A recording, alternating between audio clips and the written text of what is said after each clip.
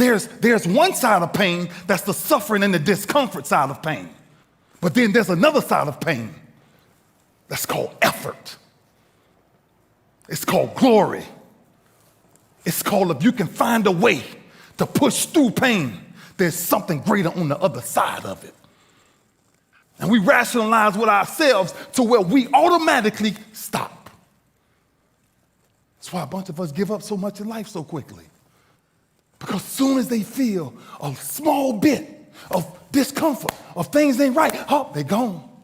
Some people quit because things are out of control. Nobody quits what you can control. But the moment you get in something where you don't get your way, or you get reprimanded, or you get corrected, or you go through this, or you go through that, or you go through the other, or it's bad conditions or bad circumstances, the first thing the immature mind says is, this is ridiculous, I quit. See, sometimes we think the pain is what controls us. It's actually our subconscious mind that if we ever tapped into that, that's what dictates most of our lives. Because see, pain is tricky. Because if you don't control pain, it'll control you. What makes you get up when you fall down? What makes your mentality change if there's a great situation or there's a bad situation? How do you dictate that based off the level of pain? Until you follow through, until something is done, come hell or high water. Tears and struggles and pain, and you go through it anyway, and you show up and you continue to fight on no matter the circumstances. After a while, something begins to wither. Don't give in to the immediate gratification that is whispering in your ear. Shut that down. Do not listen to that little voice. Forget winning. Forget winning. To stay. Can you be committed to the process of what you're doing without being emotionally attached to the results of what you're doing? Can you be committed to the process of what you're doing without being emotionally attached to the results of what you're doing?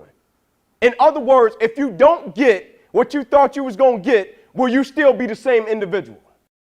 It's hard. Easy is not an option.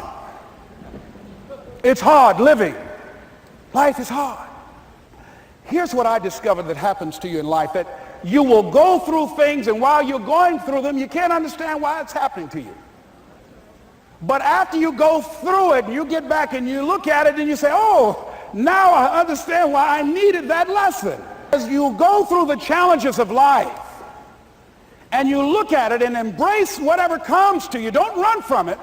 Step toward it. Don't try and duck it like most people do. See, most people want it easy. See, easy come, easy what? Easy go.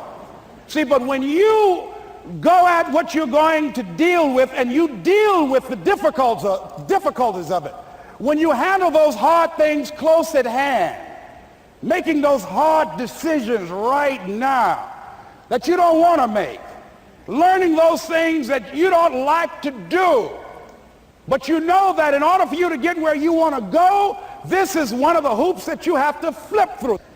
Right? The standard is the standard. We don't lower it. We compete, we fight, we scrap, we live to fight another day. We don't retreat against nobody.